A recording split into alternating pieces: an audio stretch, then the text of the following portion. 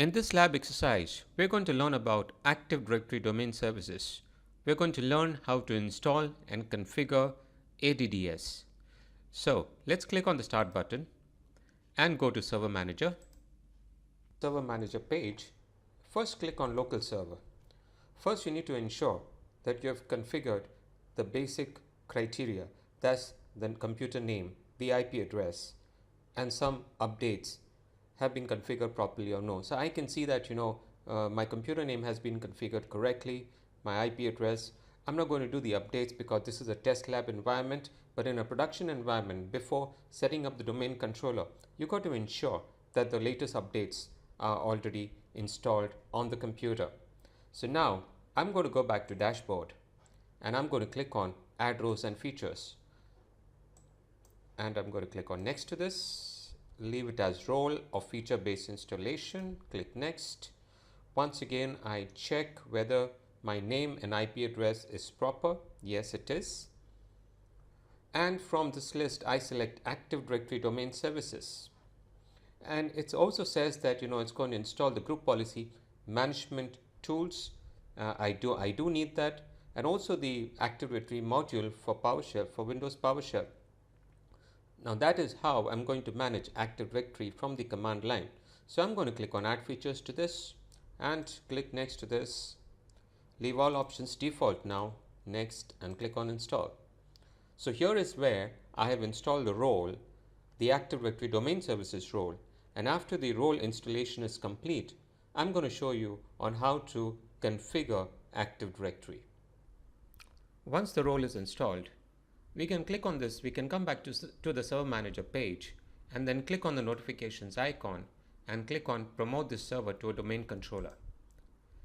This is my first domain in a new forest, and let me give a name as contoso.local, and let me click on next to this.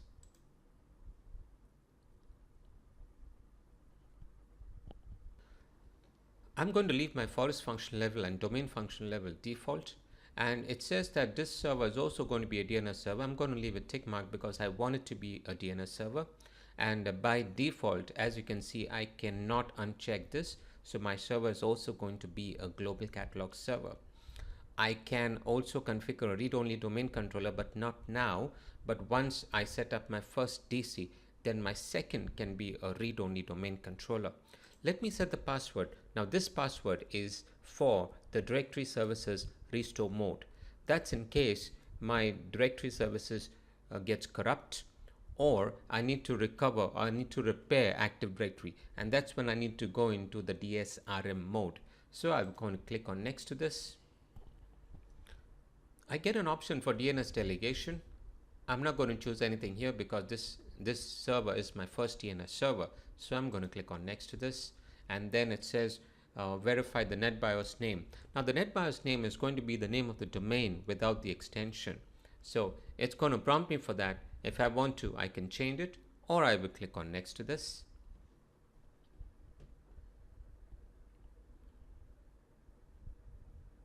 And here it prompts me for three options. One, the database folder, which is the most important folder for Active Directory because that's where the database is stored, and it's stored in a file by the name of ntds.dit.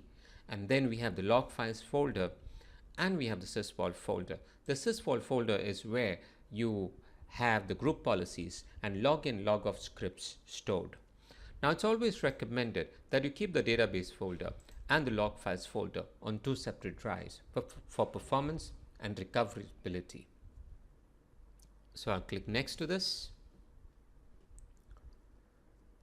and here it gives me a summary page on where if I want to, I can go back and change my selection. You also have an option over here which says view script. If I click on view script, it shows me the exact same things through which I can build my PowerShell script, or if I run this command in PowerShell, it would do the same thing for me.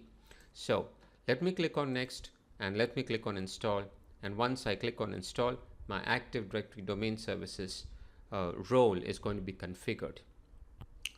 So I click on install now, and that's done.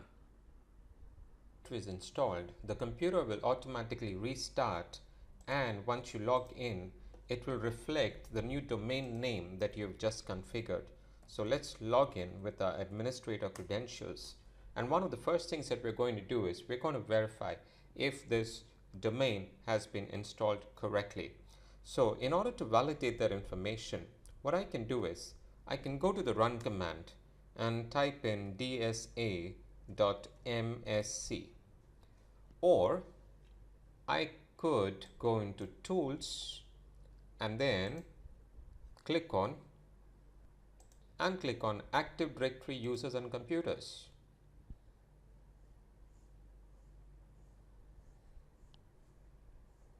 So once the window opens up, I can see my domain name here. I can also see the built-in groups that are created automatically. Domain controllers, which is this server itself, it shows that it's a domain controller, and any new computers that you add to the domain will show up out here. There's another way that I can validate that my domain is working correctly by running a series of tests against the domain controller.